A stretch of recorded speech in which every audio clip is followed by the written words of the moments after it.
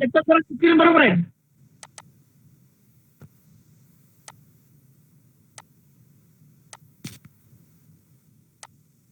हा ठीक आहे.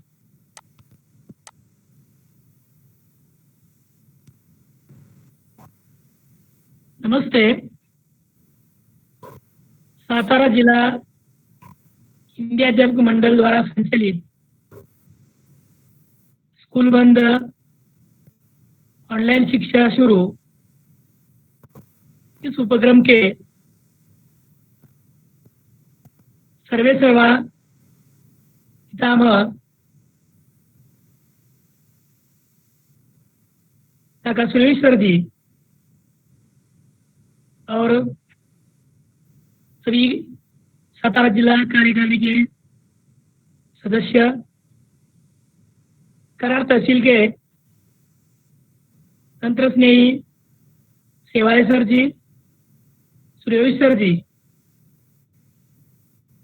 बांगड़े सर जी, मुल्ला सर जी, मुजावर सर जी, सभी करार तहसील के हिंदी अध्यापक और मान तहसील के हिंदी अध्यापक मंडल के मान तहसील के अध्यक्ष तांबोली सर जी और रुपनवर सर जी, खिलारे सर जी, सावंगे सर जी, जावेद सर जी, मैम जी और सभी मान तहसील के हिंदी अध्यापक भाई बहन, आज कर्मवीर भाऊराव पाटील विद्यालय बिजवडी के अध्यापक विजय कुमार जगताप सर जी, जिन्होंने 20 साल से बहुत ही अच्छी तरह से हमेशा इस हिंदी अध्यापक मंडल में सहयोग देने वाले विजय कुमार जगताप सर जी आज वाक्य भेद ये उपघटक ले रहे हैं.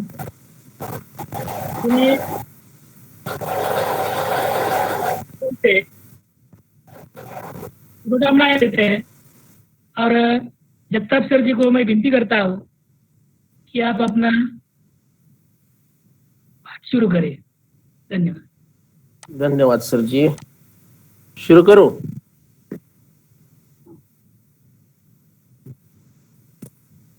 हेलो. हाँ शुरू. हाँ.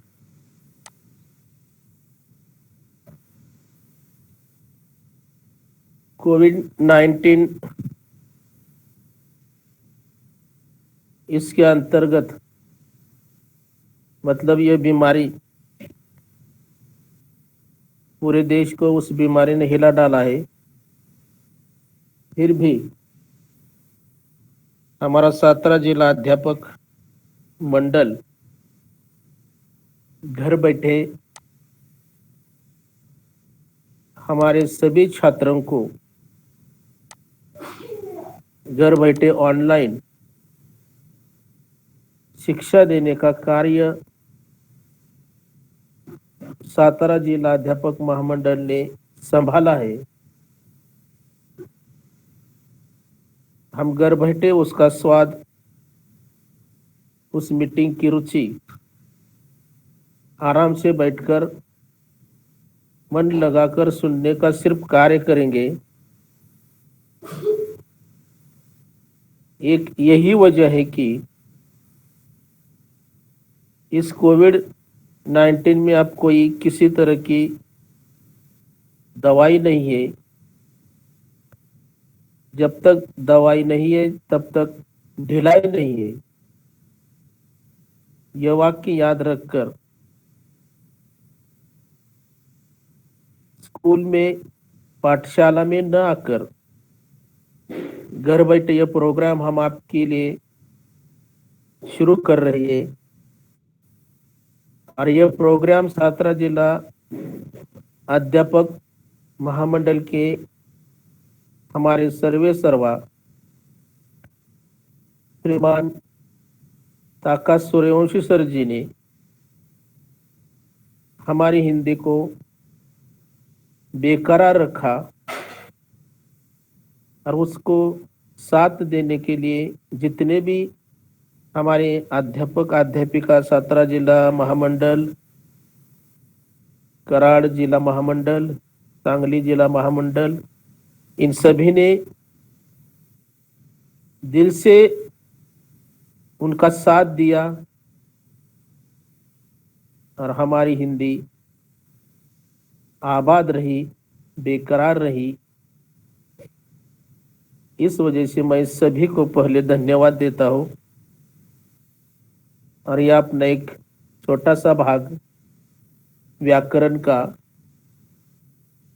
जो छात्रों को ज्यादा से ज्यादा अंक देने का यह भाग है, उस विभाग से एक पहला विभाग वाक्य भेद, भेद यानी प्रकार। तो वह वाक्य भेद कैसे होते, वाक्य भेद पहचानने का तरीका कौन सा होता है, उसके प्रकार कितने हैं, सभी की हम यहाँ जानकारी लेंगे। उसके पहले इस मीटिंग के लिए सातारा जिला अध्यापक महामंडल के जितने भी हमारे अध्यापक अध्यापिका हाजिर है, जितने भी स्कूलों के छात्र इस मीटिंग के लिए हाजिर है, पहले मैं इन सभी को धन्यवाद देता हूँ। और यह वाक्य के भेद इस उपक्रम को यह हम शुरुआत करते हैं। सबसे पहले ध्यान में रखने वाले छात्रों को एक बात है, वाक्य के प्रकार। वाक्य के प्रकार, इसके अंतर्गत परीक्षा के लिए 2 सवाल आते हैं। पहला सवाल आता है वाक्य का रचना के अनुसार भेद लिखना। मतलब वाक्य हम पढ़ेंगे, वाक्य पढ़ने के बाद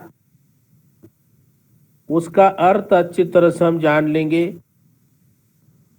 वह वाक्य किस प्रकार का है वह हम ब्रैकेट में परीक्षा के वक्त ब्रैकेट में लिखते हैं। वह कैसे लिखते हैं इसी की चर्चा हम आगे करेंगे। पहले एक सूचना मैं यहाँ आपको देता हूँ। यह प्रश्न होता है 1 अंक के लिए।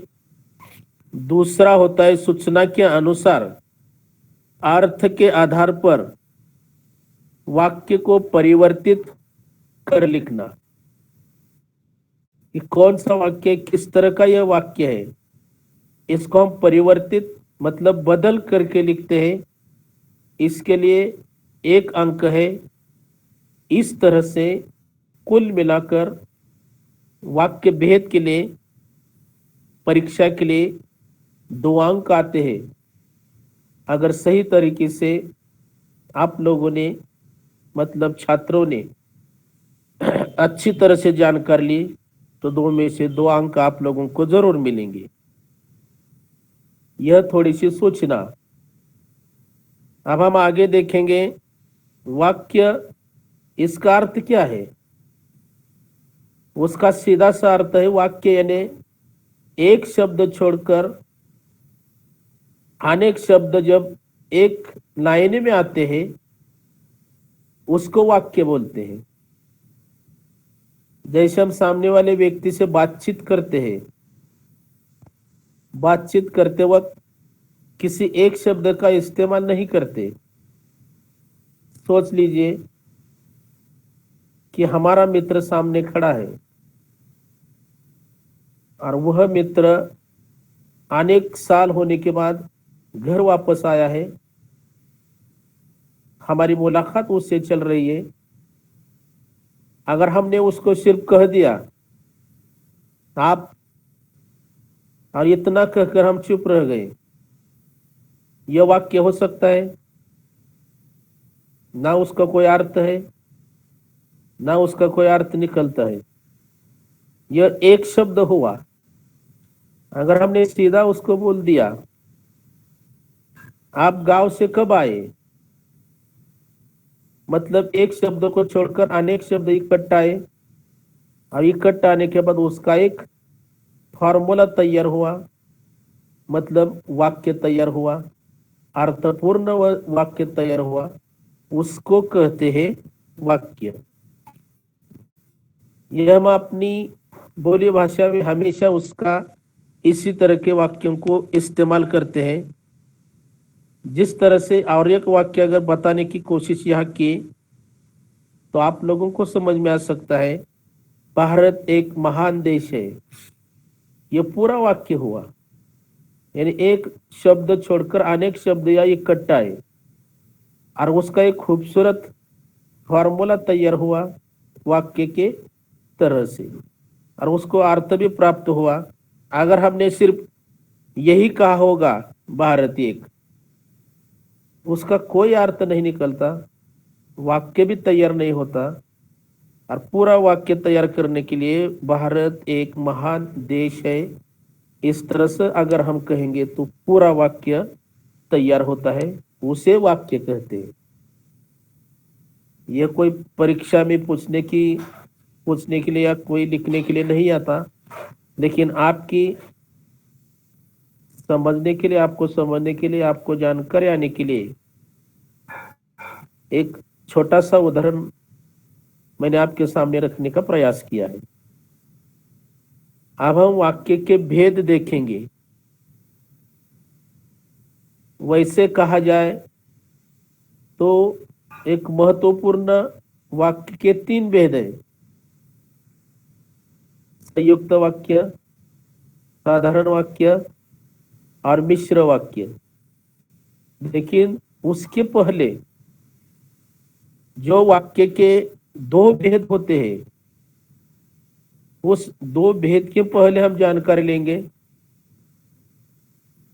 पहला जो भेद है अर्थ की दृष्टि से, और दूसरा जो भेद है रचना की दृष्टि से।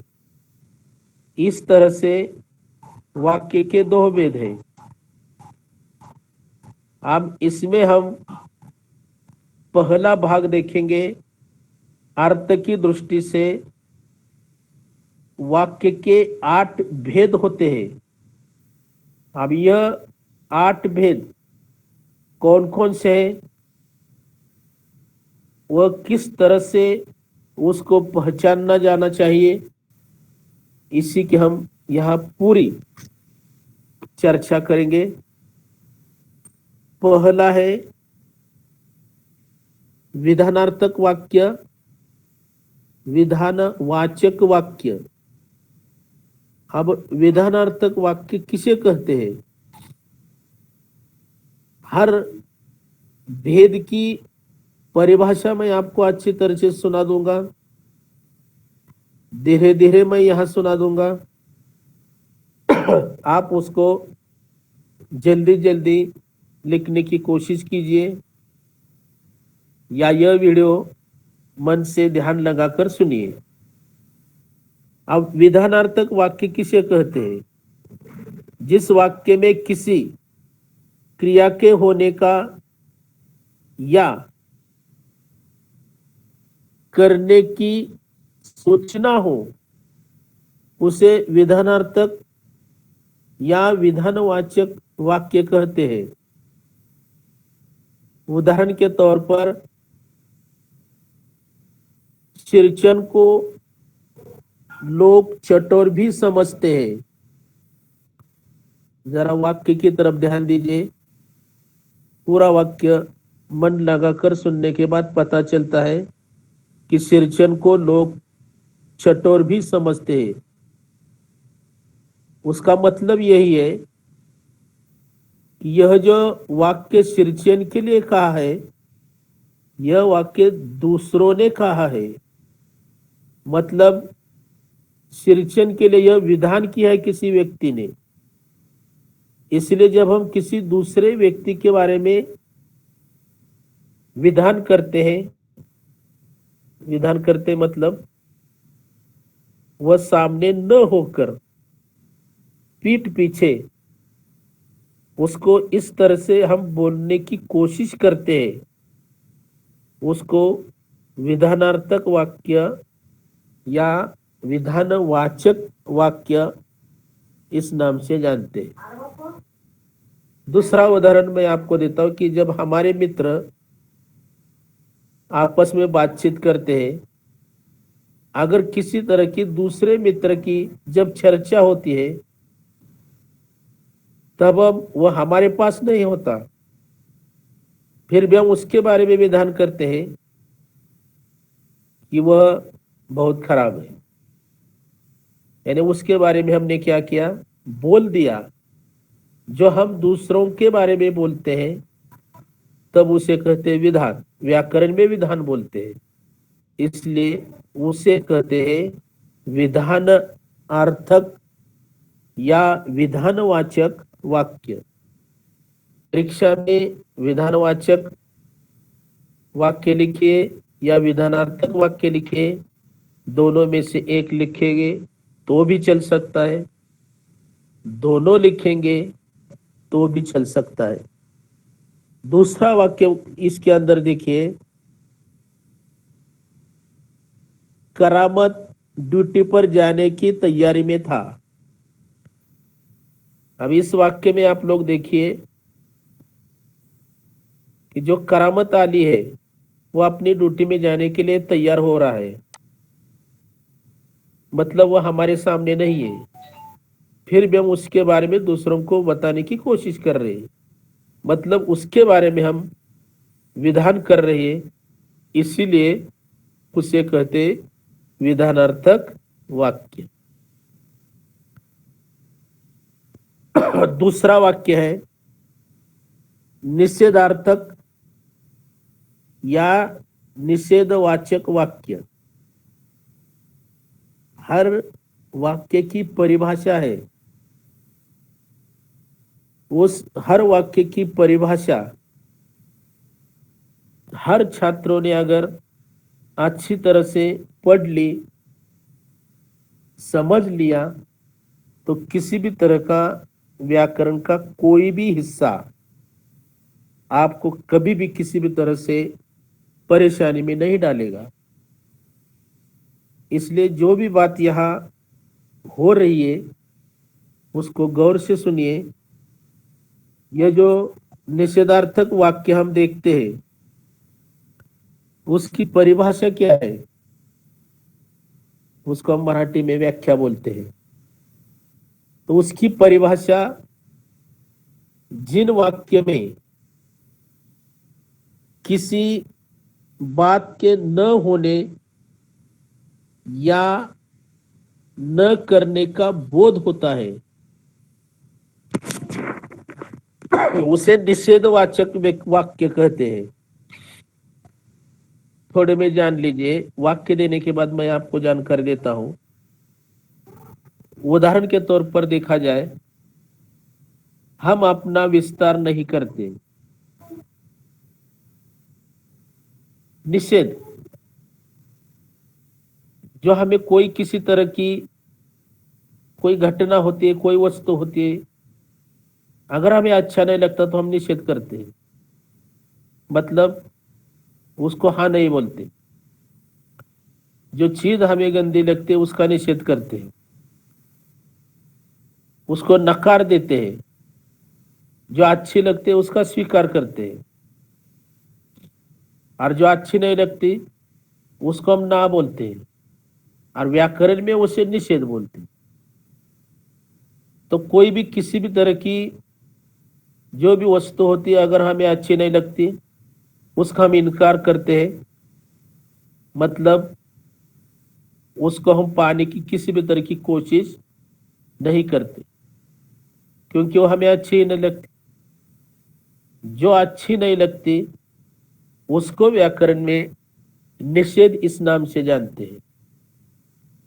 पहला उदाहरण देखने के बाद हमें पता चलेगा हम अपना विस्तार नहीं करते, मतलब निषेध किया है, मतलब विस्तार करने के लिए इनकार कर दिया है, और उसे व्याकरण में क्या कहते हैं? निषेधवाचक वाक्य। इस तरह का अगर वाक्य आया, हम अपना विस्तार नहीं करते। जिस वाक्य में इनकार वाचक भूमिका या कोई भी शब्द हमें दिखाई देता है तो वह निषेधवाचक वाक्य होता है। निषेधवाचक वाक्य पहचानने का और एक तरीका कौन सा है? जिस वाक्य में नहीं, कभी नहीं, इस तरह के जो इनकारवाचक म्हणजे यानी नकारवाचक शब्द आते हैं, उसको बोलते हैं निषेध। अब अपने आसपास का उदाहरण लेते हैं। किसी दो मित्र का अगर झगड़ा होता है, दूसरा मित्र अगर हमें बुलाने की कोशिश करता है कि चलो वो झगड़ा देखकर आप हम आते हैं, झगड़ा तो हमें पसंद ही नहीं है, इसलिए हम उसको क्या बोलते हैं? हम वहां नहीं आएंगे। मतलब उस वाक्य का हमने कार्य का निषेध किया, मतलब हम वहां नहीं गए। निषेध किया मतलब इनकार किया, इसलिए उसे कहते हैं निषेध वाक्य। और एक आप लोगों को समझने के लिए दूसरा वाक्य, लक्ष्मी ने आज भी दूध नहीं दिया। नहीं दिया मतलब उन्होंने दूध नहीं दिया, निषेध होया कि किसी वजह से उन्होंने आज दूध नहीं दिया। पूरा यानी पूरी जानकारी देखने के बाद एक बात याद रखना, निषेध यानी इनकार। जो बात हमें अच्छी नहीं लगती उसको हम इनकार देते, इनकार करते हैं। इस तरह से तीसरा वाक्य का भेद है प्रश्नार्थक वाक्य या प्रश्नवाचक वाक्य।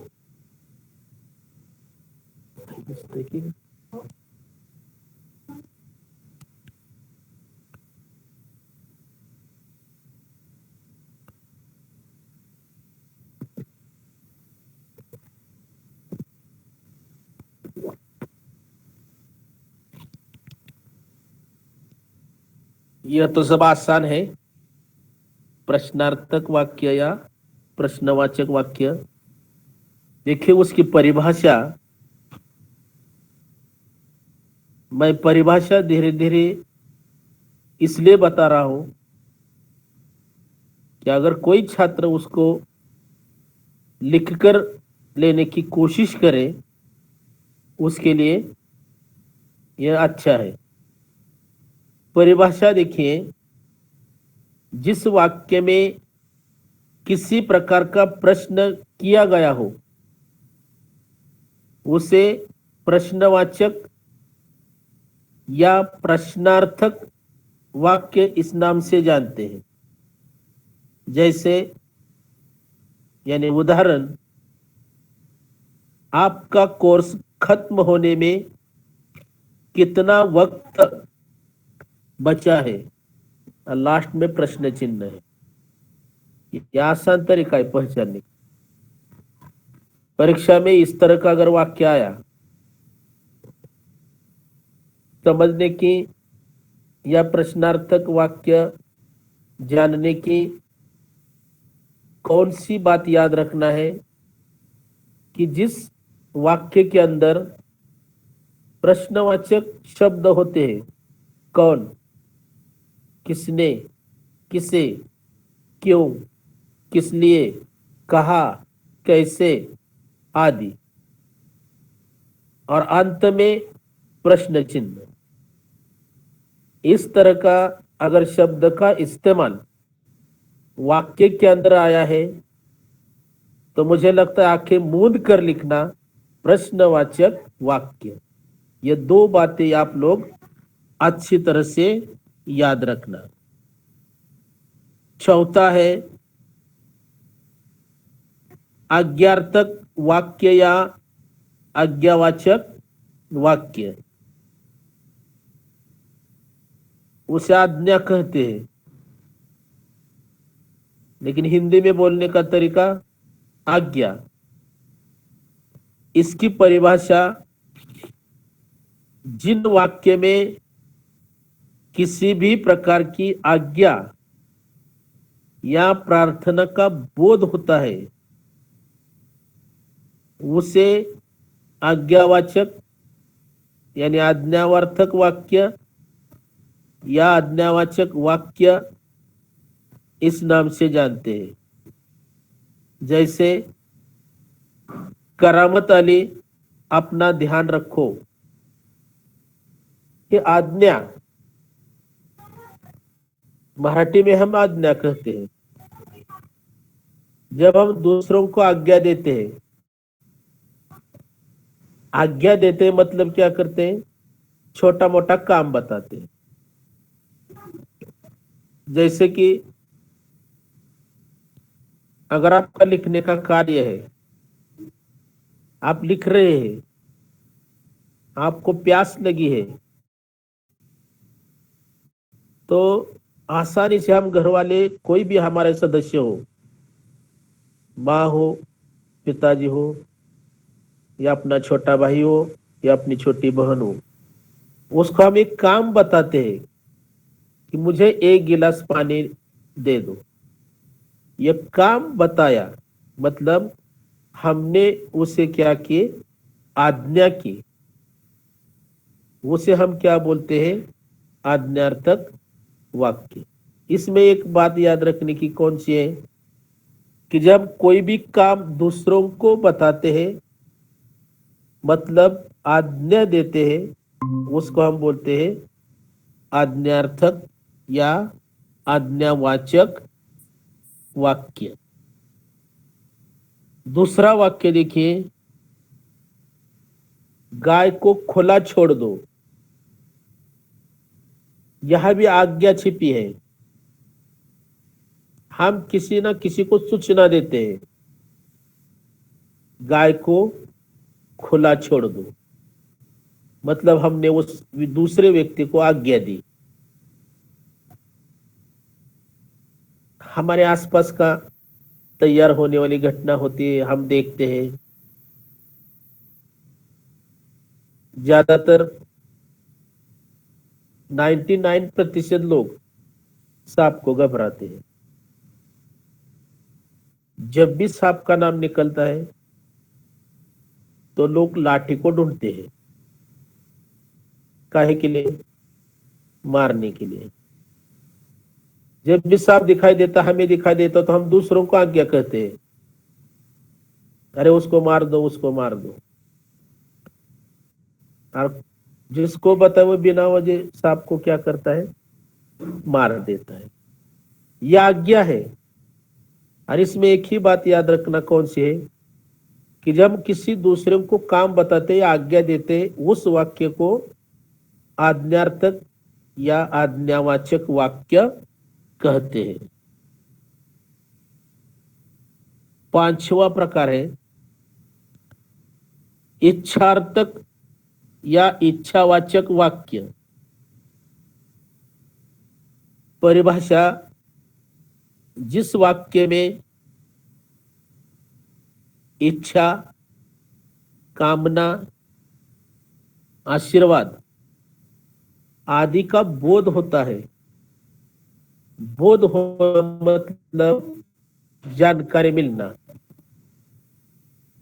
तो ऐसे वाक्य में हमें हमारी कोई इच्छा हो, कोई कामना हो या आशीर्वाद हो, इसका जब हमें पता चलता है, हमें जानकारी मिलती है, उस वाक्य को इच्छावाचक या इच्छार्थक वाक्य कहते हैं। जैसे ऐसा काम करो कि देखने वाले देखते ही रह जाए। देखिए इस वाक्य में क्या छिपे है? हमारी इच्छा छिपी है। हमारी इच्छा कौन सी है? हमारी कामना कौन सी है कि तुम ऐसा काम करो कि देखने वाले देखते रह जाएंगे। घर का वाक्य लीजिए, घर का उदाहरण लीजिए। हमारे घर का अगर कोई भी छात्र 12वीं कक्षा में पढ़ रहा है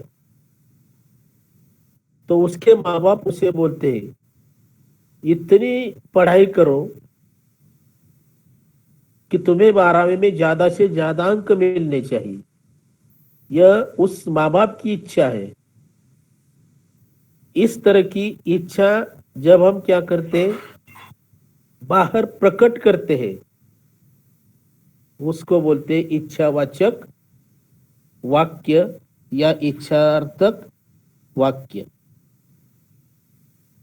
दूसरा वाक्य हम देखते हैं, प्रभु आपकी कामना पूरी करे। जैसे भारत ही ऐसा देश है कि सभी लोग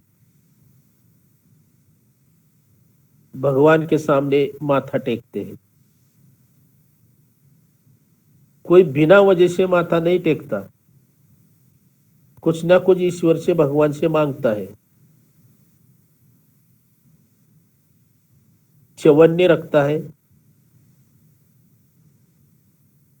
और लाख की मांग करता है। जैसे कई छात्र मतलब ईश्वर के मंदिर में जाने के बाद हम अपनी इच्छा भगवान के सामने प्रकट करते हैं मन के अंदर। बड़ी जोर की आवाज से हम अपनी इच्छा प्रकट नहीं करते। जैसे कई ऐसे छात्र होते हैं पढ़ाई कम करते हैं और जब परीक्षा नजदीक आती है तो भगवान के मंदिर में घंटी बजाकर चले जाते हैं और हाथ जोड़कर अपनी इच्छा वहां प्रकट करते हैं कि हे भगवान मुझे पास कर दो। इस तरह की जब हम इच्छा प्रकट करते हैं, ऐसे वाक्य को इच्छावाचक या इच्छार्थक वाक्य कहते हैं। छठा है संदेहार्थक या संदेहवाचक वाक्य। शुरू में भी मैंने आपको बताया है, जो भी छात्र किसी भी तरह का व्याकरण में सोचना हो, उस सोचना का अच्छी तरह से अगर उन्होंने पालन किया, ऐसे छात्रों को व्याकरण में ज्यादा से ज्यादा अंक मिलते हैं। सोचना मतलब हर सवाल की परिभाषा है। इस तरह की अगर परिभाषा अच्छी तरह से छात्रों ने अगर पढ़ ली, पढ़कर समझ ली, तो ऐसे छात्र अच्छी तरह से व्याकरण छोड़ाएंगे, उसको अंक अच्छी तरह से मिलेंगे। यह बताने का एक ही मकसद है कि अभी कंपटीशन चल रहा है, ज्यादा से ज्यादा अंक हर छात्र अंक मिलाने की कोशिश कर रहा है। इसलिए जितना छात्र ज्यादा पढ़ाई करेंगे उतने उसे ज्यादा अंक मिलेंगे।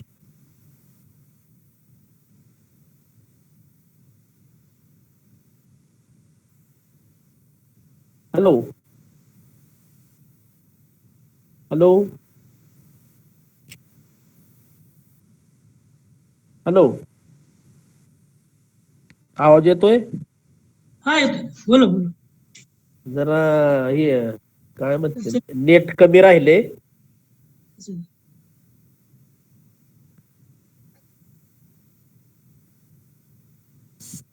देखिए संदेहार्थक या संदेहवाचक वाक्य। अब परिभाषा देखिए, जिस वाक्य में संदेह या शंका का बोध होता है उसे संदेह या संदेहवाचक वाक्य कहते हैं। उदाहरण के तौर पर, शायद अब कोई मिलने वाला तंग नहीं करेगा। शायद, इस शब्द से हमारे मन के अंदर कोई ना किसी का तरह शक पैदा होता है, शंका पैदा होती है। जब हमारे वाक्य या हमारे मन के अंदर या वाक्य के अंदर आप लोगों को शक या शंका पैदा करने वाला कोई भी शब्द आप लोगों को दिखाई देता है तो उस वाक्य को हम क्या कहेंगे? संदेहवाचक वाक्य। संदेह मतलब शंका, मतलब हमें किसी न किसी तरह का शक आता है, और इस तरह का अगर वाक्य होता है तो उसे कहते हैं संदेह अर्थक या संदेहवाचक वाक्य। सातवां है संकेतार्थक या संकेतवाचक वाक्य। उसकी परिभाषा, जिस वाक्य में संकेत या अपेक्षा का बोध होता है ऐसे वाक्य को संकेतार्थ वाक्य इस नाम से जानते हैं। उदाहरण के तौर पर देखिए, अगर गाय दूध नहीं देगी तो इसका क्या करेंगे? एक हमने संकेत किया, एक मन की बात बता दी, मराठी में उसको जर तर कहते हैं। तो संकेत ने अपनी अंदर की बात दूसरों को बताने की कोशिश की, वह संकेत होता है। और वाक्य पढ़ने के बाद पता चलता है अगर गाय दूध नहीं देगी तो इसका क्या करेंगे। अगर गाय ने दूध ही नहीं दिया तो आगे क्या करेंगे। जैसे छात्रों के बारे में अगर हमने बात की, यह विद्यार्थी तो पढ़ाई नहीं करता, परीक्षा में उसका क्या होगा। एक संकेत उसको देने की हम क्या करते हैं, कोशिश करते हैं, उसे कहते हैं संकेतार्थ वाक्य। आठवां विस्मयार्थक या विस्मयादिबोधक वाक्य। परिभाषा देखिए, जिस वाक्य में हर्ष, शोक, विस्मय, घृणा आदि का बोध होता है उसे विस्मयार्थक वाक्य कहते हैं। विस्मय ने आश्चर्य, जब आदमी को किसी न किसी तरह का आश्चर्य होता है, मतलब कोई भी घटना घटने से पहले अचानक हमारे मुंह से जो शब्द निकलता है उसको विस्मयादिक शब्द कहते हैं, एक आश्चर्य शब्द कहते हैं। जैसे चलते चलते अचानक अगर हमारे सामने सांप आया तो हमारे मुंह से अचानक शब्द निकलता है, अरे बाप रे। कोई कुत्ता अगर रास्ते के किनारे मरा पड़ा है, उसकी गंदगी हमें आ रही है तो हमारे मुंह से अचानक शब्द निकलता है, छी कितनी गंदगी है। कोई पीछे से हमें यह नहीं कहता इतनी खराब बास आ रही है, तो बोलना कितनी गंदगी है। चलते चलते पैरों में अगर कांटा छुपता है तो हमारे मुंह से अचानक शब्द आता है, अयो। कोई कहता नहीं है कि इस तरह का कोई किसी तरह का आश्चर्यकारक शब्द निकालो, अपने आप निकलता है, उसको बोलते हैं आश्चर्यकारक। यानी उसको हर्ष भी होता है, शोक भी होता है, विस्मय भी होता है, घृणा भी होती है। इस तरह के अनेक शब्दों का इस्तेमाल होता है। जैसे कि विस्मयादिक शब्द किस तरह का होता है? ओहो, कमबख्त ने कितनी बेदर्दी से पीटा है। एक ओहो यानी एक विस्मयादिक शब्द हमारे मुंह से निकला है। सामने अगर कोई झगड़ा चलता है तो हमारे मुंह से अचानक शब्द निकल आता है, अरे बाप रे कितना पीटा है। इस तरह के अगर शब्द वाक्य के अंदर आते हैं तो उस वाक्य को विस्मयादि वाचक वाक्य कहेंगे। दूसरी एक बात, यह वाक्य पहचानने का तरीका, वाक्य के अंदर किसी भी शब्द के आगे खड़ी रेखा, उसके नीचे टिम्ब होता है, उसको उद्गारवाचक चिन्ह हम बोलते हैं।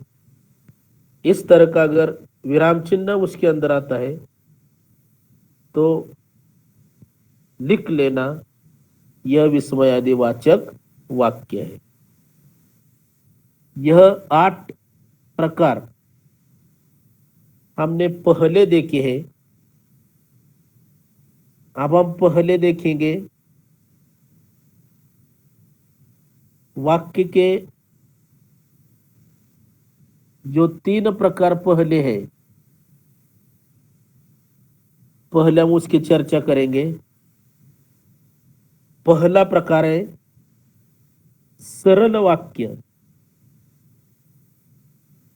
सरल सीधा साधा वाक्य। सीधा सरल किसे कहते हैं? अगर सामने हमारा मित्र आता है तो हम बिना विचार करके बोल देते, अरे कब आया।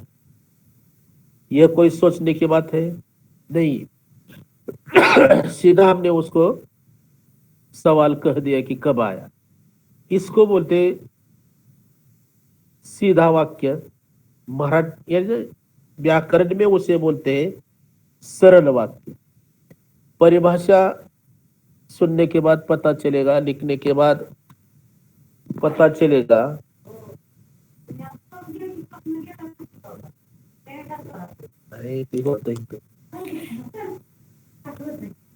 जिस वाक्य में एक ही मुख्य क्रिया हो उसे सरल वाक्य कहते हैं।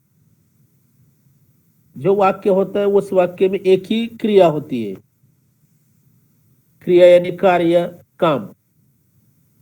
उस वाक्य में एक ही क्रिया होती है। ऐसा जब भी वाक्य आता है तो उसको बोलते हैं सरल वाक्य, सीधा वाक्य, साधा वाक्य। क्रिया यानी व्याकरण में क्रिया, हिंदी में कार्य, मराठी में काम। जो भी हम काम करते हैं, जैसे मैं लिखता हूं, मेरा काम कौन सा चल रहा है? लिखने का। मतलब क्रिया कौन सी? लिखना। इस वाक्य में एक ही क्रिया आई है तो वह वाक्य कौन सा होता है? सरल वाक्य। एक ही बात याद रखना कि जिस वाक्य के अंदर सिर्फ एक ही क्रिया होती है उसको क्या बोलते हैं?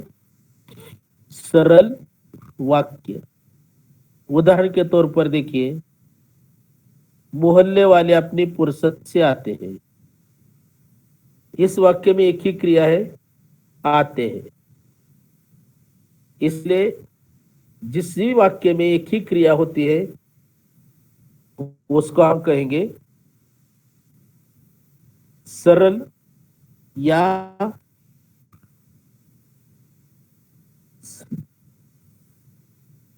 साधा वाक्य।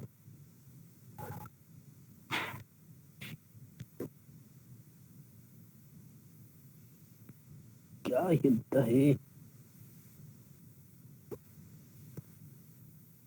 दूसरा वाक्य का प्रकार देखिए,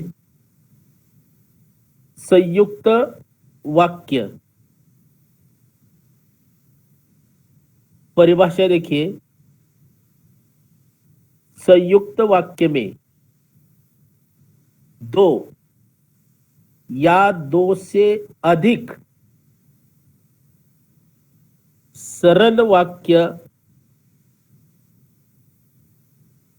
एक साथ जुड़े रहते हैं उसे कहते हैं संयुक्त वाक्य। जैसे कि हम टैक्सी में बैठे और टैक्सी दौड़ गई। इसमें एक बात याद रखना, संयुक्त यानी इकट्ठा, मराठी में एकत्रित।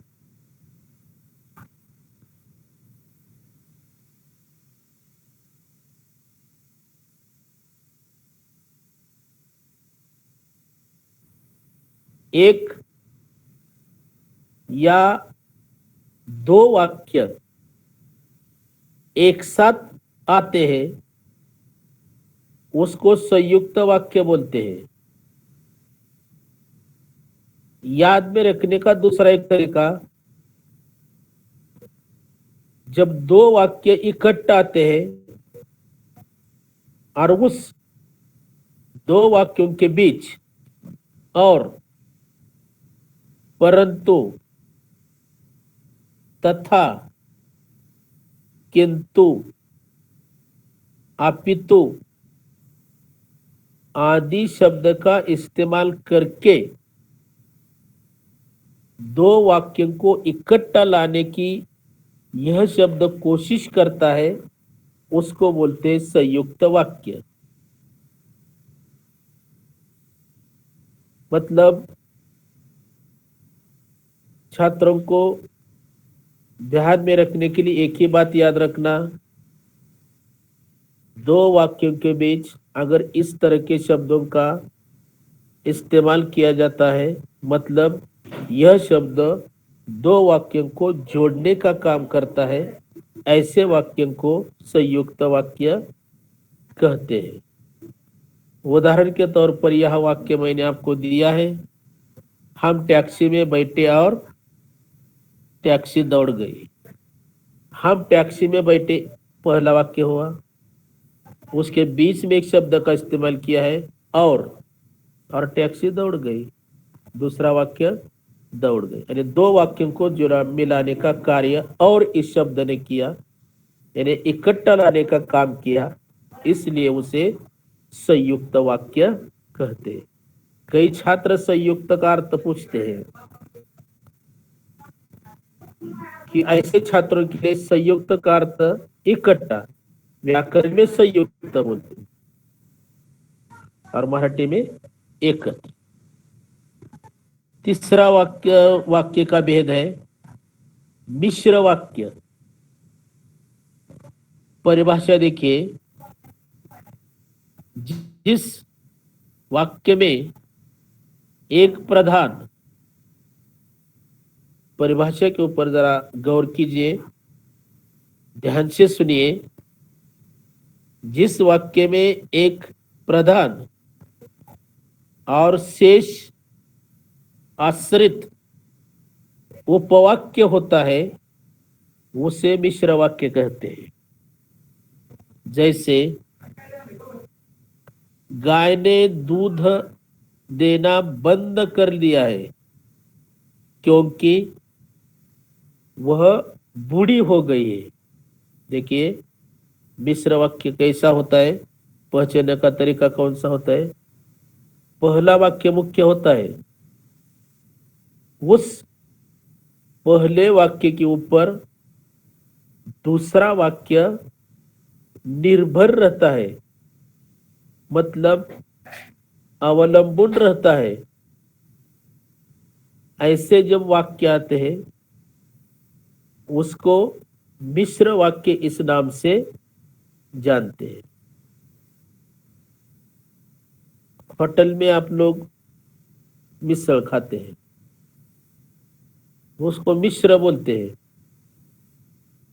ऐसा पदार्थ एक के ऊपर दूसरा अवलंबन रहता है। सिर्फ होटल के अंदर सिर्फ हमें थाली के अंदर या प्लेट के अंदर सिर्फ सेव रखी, उसको मिश्रण नहीं बोलेंगे। उसके अंदर प्याज और किसी दूसरे पतली सब्जी डाल दी, उसको इकट्ठा हमने मिलाया तो मिश्रण तैयार होती है, उसको मिश्रण बोलते हैं। यानी एक के ऊपर एक अवलंबन रहता है, निर्भर रहता है, इसलिए उसे मिश्र वाक्य कहते हैं। तो इस वाक्य में इस तरह का प्रकार जब हम लिखने की कोशिश करेंगे तो कौन सी बात याद रखना, पहला वाक्य मुख्य होता है, शेष जो वाक्य रहता है, शेष यानी बाकी, वह वाक्य उसके ऊपर निर्भर रहता है। जैसे यहां दिया है, गाय ने दूध देना बंद कर दिया। कौन सा कारण है? क्योंकि वो बूढ़ी हो गई। धीरज फेल हो गया क्योंकि उसने पढ़ाई नहीं की, पर्चा अच्छी तरह से नहीं लिखा। सीमा पानी के अंदर बह गई क्योंकि उसे तैरना नहीं आता। तैरना नहीं आता था इसीलिए वह डूब गई या बह गई। ऐसे इस तरह के जब वाक्य आते हैं तो वह या उस वाक्य को कहते हैं मिश्र वाक्य।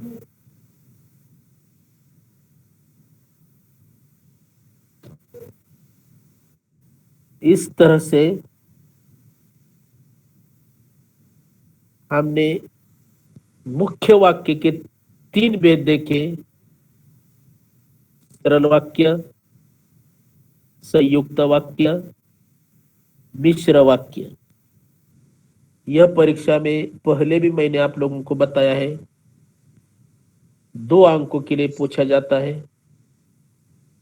आप लोग इसकी अच्छी तरह से पढ़ाई करके 2 में से 2 अंक आप लोगों को अच्छी तरह से मिल ही जाएंगे। इसमें कोई भी किसी तरह का संदेह नहीं है। और परीक्षा में किस तरह से कहते हैं वाक्य आपको बताता हूं। अर्थ के आधार पर वाक्यों का नाम लिखिए या वाक्य का भेद पहचान कर लिखिए। मेरे मानो तो गाय को बेच दो, और ऊपर सूचना आएगी। वाक्य पहचान कर उसका भेद लिखिए। इस तरह के वाक्य परीक्षा के अंदर आए। इसलिए मैं सभी छात्रों को मेरी एक राय है कि हर सवाल का सूचना आप लोग अच्छी तरह से पढ़िए और उसी सूचना के अनुसार व्याकरण छुड़ाने की कोशिश कीजिए। यही मैं सभी छात्रों को एक राय देता हूं, एक सूचना देता हूं। अभी यह मैंने आपके सामने वाक्यों के भेद, उसकी जानकारी तुम्हारे पास पहुंचाने की जो भी मैंने कोशिश की है, तुम्हारे पास पहुंचाने की जो कोशिश की है, मैंने ये अपनी तरफ से की है। आशा है यह पूरे वाक्य की जानकारी सभी छात्रों को समझ में आई होगी, यह मैं आपकी तरफ से आशा करता हूं। और फिर से सभी छात्रों को, सभी अध्यापकों को मैं तहे दिल से उनका स्वागत करता हूं और सभी को धन्यवाद देता हूं।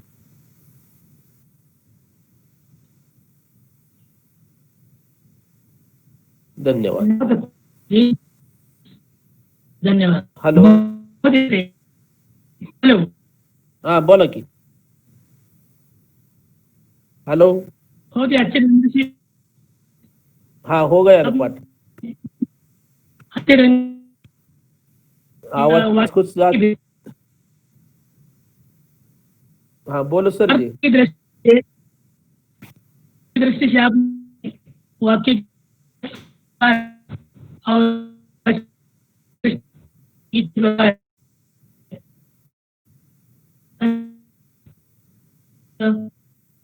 व्याकरण